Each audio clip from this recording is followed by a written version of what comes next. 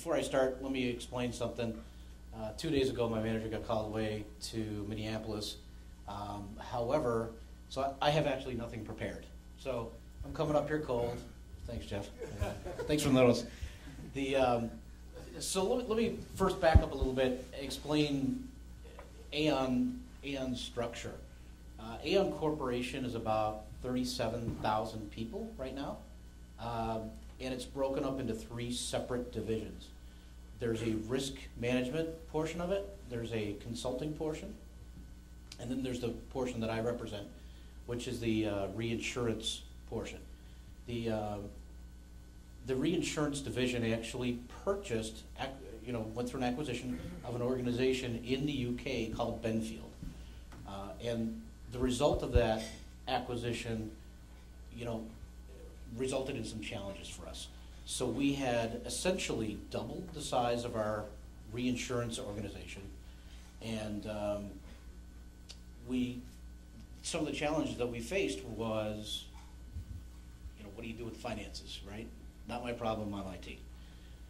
You don't want an IT guy adding numbers for you. So the other piece of this was, what do you do with the infrastructure, the applications? What do you do with the real estate? So we had an opportunity, specifically in Kansas City, where we could consolidate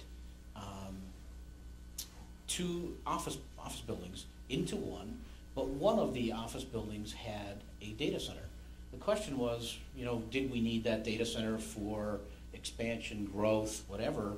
And on the side, back in Chicago, we had a separate initiative going on with kind of like a bake-off between VMware and Citrix Zen. So somebody had said, well, hey, what if we took all the servers out of Kansas City, put them in another data center, and virtualize the whole thing? We had a lot of pushback. So the business said, no, that'll never work. And we also were faced with a challenge of the applications that we would need to virtualize, because most of the applications in that location, specifically one, but one of them specifically outlined that they would not support a Citrix type environment. So we decided to partner with RKON and ask what our options were. Sean, do you mind sharing with everybody the size of revenues that was going through that application? It was just one application, but I heard hard to say. We actually purchased that application. Well, we buy support for the application. The application's called. It's an analytical engine that does thousands of computations per second. Dan had mentioned there was I want to say $50–60 million in AON revenue. That sounds about right. That was counting on that one application. Mm-hmm. So that was, and it was just an oddball kind of, Right, and we actually pay millions in support for that particular application. So the ratio sounds about correct. So we had that opportunity to, like I said, close that data center, consolidate the real estate in in that location. Do you know the dollar size, or to close that data center? I'm sure it's in the millions. Yeah, I thought Dan said it was about $12 million over 3 years in savings to close it. And it wasn't that the last app, you had gotten everything else out except for that. There was, and that was the analytical engine that we were trying to get out of there, but too close again. So yeah, and it was a considerable savings, dollar savings for AON and AON Benfield. Any questions so far about what we were trying to do and what challenges we were facing? Obviously, the biggest challenge was, around the business who didn't want this to begin with because they had a working environment already. Why can't you just move my data center, right?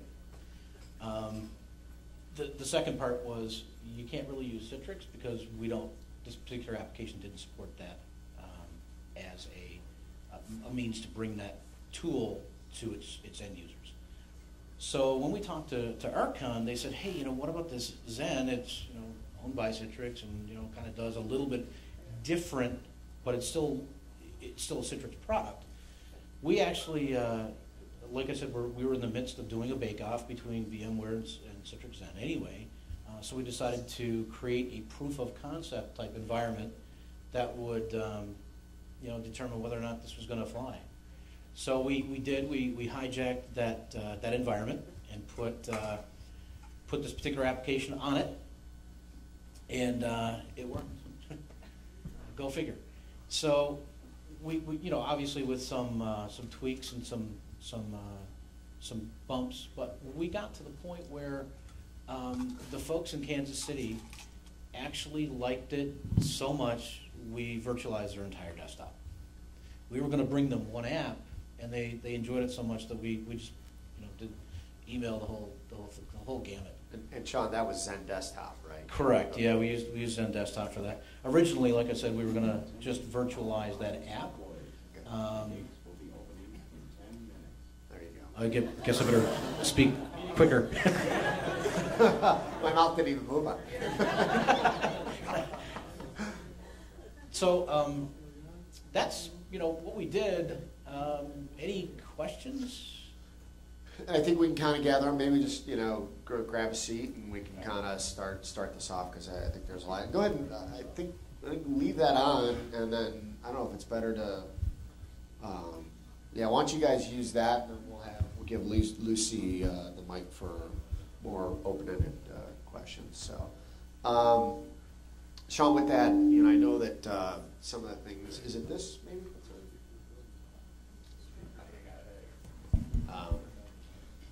Yeah. He's a former PA guy. So one of the things I noticed just personally about all these projects that certainly, especially with David and Sean, that you guys are in gigantic organizations. You're running divisions of gigantic organizations, and I watched in both, especially both your cases, there was a change in the way the organization even looked at you, because you had everybody, all these companies are struggling trying to figure this out, because this is really the last little piece that unlocks a lot of consolidation efforts, lean data centers, right? I mean, this is VDI and WANOP, and some of these pieces are just kind of complete the story finally that we've been waiting for. And you guys went for kind of management in a division to all of a sudden, after having successful projects, because both organizations were in the middle of very large kind of sporadic VDI and desktop projects. And after you guys showed and proved it out, you guys kind of became informal leaders within the organization. And Sean, I think in your case, you and Dan kind of became the standard setters for all of Aon, which you guys went from kind of, wasn't that the case? Or? Yeah, we actually now have our IT shared services organization is now looking at Zen to. They're now looking at Zen to fix some of the issues and problems that they're currently experiencing across all of the business units. So across the consulting, the reinsurance, and the risk management factions of Aon. So let's do this. Lucy, why don't you grab the mic, and you guys, maybe just kind of throw that in the middle, and we'll pick it up. We have a bunch of questions already written down. Can you go to Mark and ask questions? If you have just a general question, just ask it generally, and maybe I'll even pick who's going to answer it. Or if you have something specific for folks, I may get multiple input too. So, Mark, go ahead. Okay. I've got a question for David, right? You were talking about as you virtualized all these mobile devices, as well as your desktops, and trying to solve performance issues. Was the majority of that bandwidth related, or you talked somewhat about where the resources were applied, like especially when you were talking about either on the server or on the desktops for VDI? Where was your biggest challenge?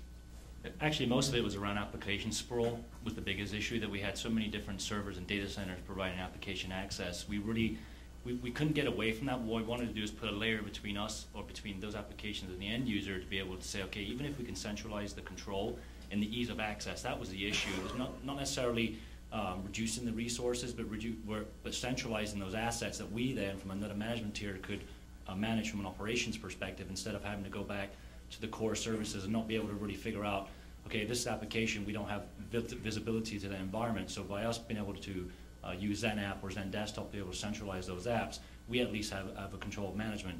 The other part was by introducing remote access with ICA and SSL VPN integration with the F5s, which Citrix played nicely with. We were able to bring that access level closer to the end user. So that was more it was instead of, our concept is tons of capital up front, give every end user a device and just be done with it. Well, that's not the answer, because then you're just introducing more support costs. So we wanted to strip that physical layer away, make it more virtual, and then be able to access the data from anywhere. So that was more of what our issue was, rather than from a support perspective. So does that answer your question? Who else? I know a lot of people wrote these down, so.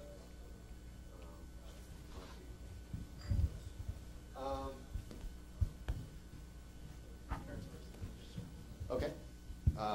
This question is for Sean, from Bill. Where's Bill? Bill Riggs. Hey, Bill. So Bill wanted to know, what, if any, WAN accelerator was used to log into the RKON co-location center. Is that right, Bill? Why don't you let him, because this may be interactive. Why don't you go ahead? I'm not sure if do we host that, or I think you guys did, right? Yeah, we actually put in there. It's going to be like there's a better way to do it. Call it out. Bill, is it? Yes. Hey, Bill. Actually, where we put those back-end servers, where we put the bare metal, was actually in a co-location facility that we host, that we manage in Minneapolis, Minnesota, and it was, we essentially have a lot of devices in that location. It's a fairly big section of that colo facility that we have. So we decided to put it there. So we didn't actually need a WAN accelerator of any sort. I'm sorry if I gave you the impression that we hosted it elsewhere. So what was the nature of your question? What was the return? Well, actually, I was wanting to know about if you're using a managed service like AT&T or Comcast or something, and then if you have several different internet service providers, so that if you have an internet issue that you keep going with, so the internet interruptions aren't really a problem.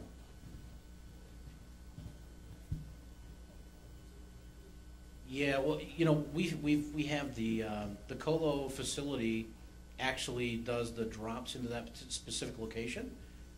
So we rely on them for that specific internet access. Now we do have the hardware in there for accessing and we do actually put our own network gear in there to support it. But yeah, there was no issue. We didn't run into any issues with bad performance as such. I think at the facility they're at, they have aggregated bandwidth, so there's multiple providers in those facilities, so they just buy from them, and so they're not relying on a single. You're absolutely correct. provider. I'm Scott Owens